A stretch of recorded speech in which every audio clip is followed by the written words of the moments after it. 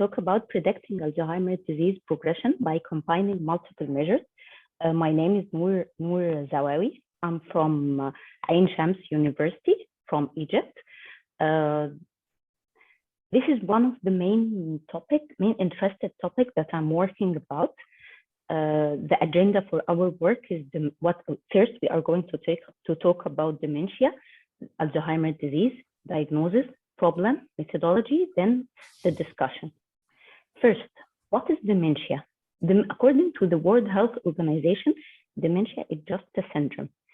It's related to a drawback or down in the cognitive ability of the patient beyond the normal aging type.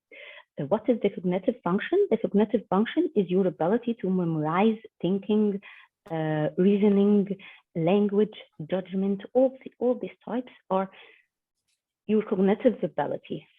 Dementia don't have only one type. It contains 10 forms of dementia.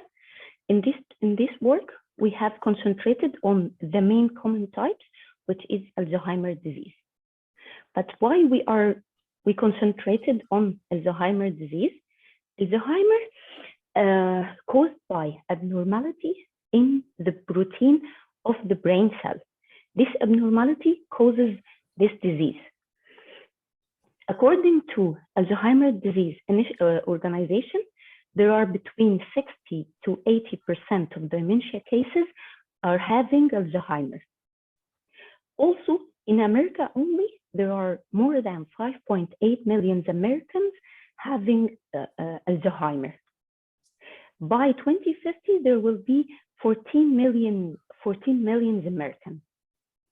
Worldwide, there are at least 50 million people are believed to be living with Alzheimer's disease or other dementia.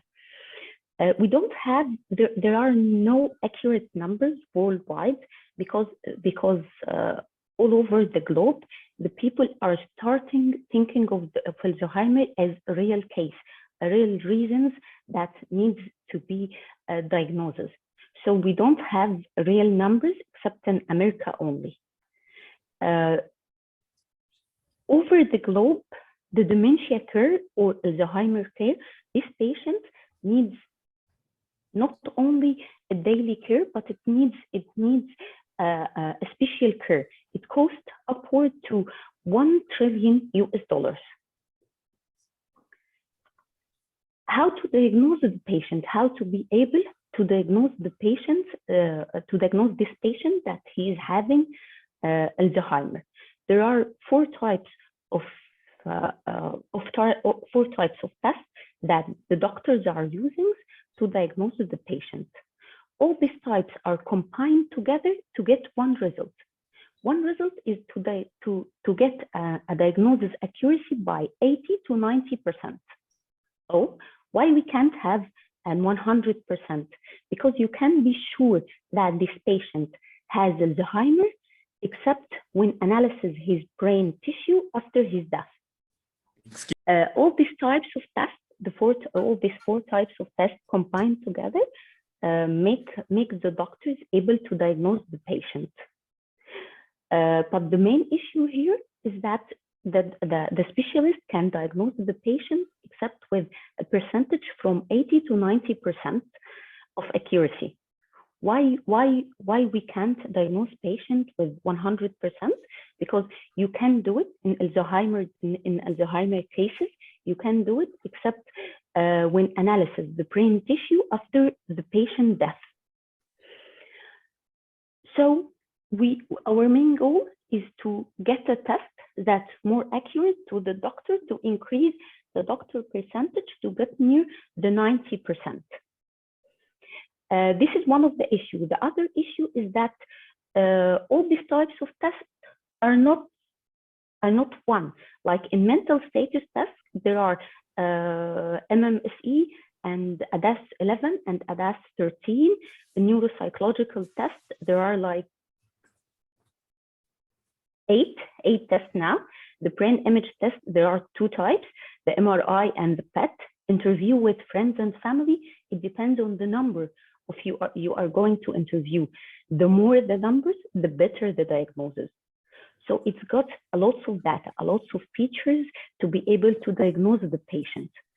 In real cases, the doctor don't use all this type.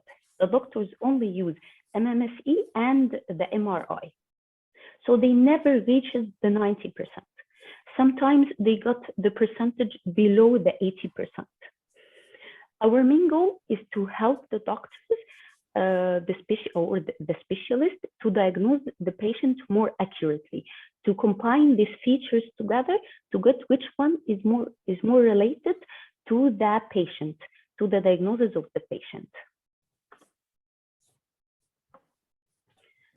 So we have built these block diagrams to be able to do this. First, we got the data, all these types of features. In the feature extraction phase, we have done in feature extraction phase, the patient, the features of each test of this is organized into entropy. We got its entropy to be more related to the diagnosis. In the feature selection, there is a cutoff criteria that has been selected. This cutoff criteria select which features is more related to the diagnosis of the patient. We still try multiple criteria until we reaches the optimal criteria, the optimal number of features, which tests are more suitable to this. Then we make it the Alzheimer diagnosis and prediction.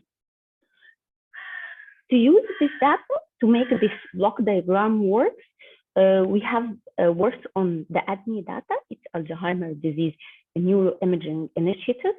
It's a global organization, works in Australia that makes real tests on patients, on real patients with Alzheimer's disease. The issues we are facing that in ADNI, they arrange the types of data into neurological attributes and the baseline attributes, and the MRI or the brain image data. In MRI, there is not only one image, there is 7 images. In the baseline attribute, baseline is the first test that is made to the patient. There is 19 attributes. In neurological test, there is 9 attributes.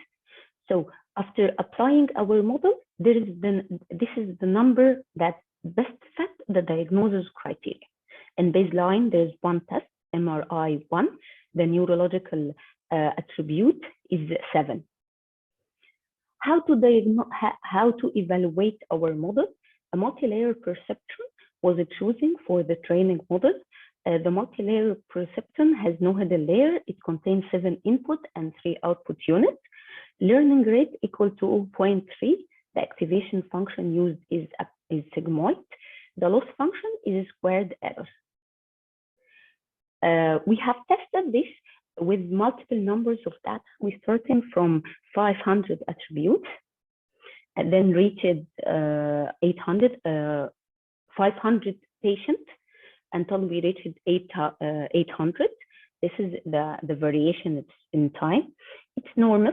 When the data size increases, the time increases. But what makes it more interesting is that the increasing of time is in seconds. So it's not that much with today's hardware. Then we compared the accuracy between each data size to be able to recognize which one is better accuracy.